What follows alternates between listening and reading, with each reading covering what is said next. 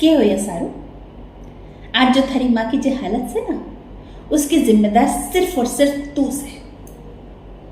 अरे थारे वो जो दोस्त है ना वो गए थे थारे होने वाले बींद के घर और थारा और उसका ब्याह तोड़ाने की धमकी दे रहे थे। जे बात वो लोगों ने थारी माँ को फोन पे बताई और सुनते ही बेचारी बेहोश। अरे हो भी क्यों ना, क्या कुछ नहीं किया उसने थारे वास्ते, कितने त्याग किए, कितने बलिदान किए, और तूने तूने क्या किया? अपने दोस्तों को बोलकर रिश्ता तोड़वा दिया।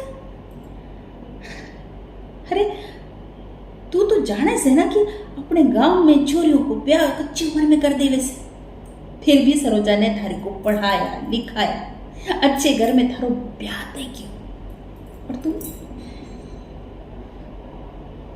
अरे लोग तो ऐसा मौका पाने के लिए तरसते हैं, और तूने तो अपने हाथों से अपने भाग फोड़ लिए।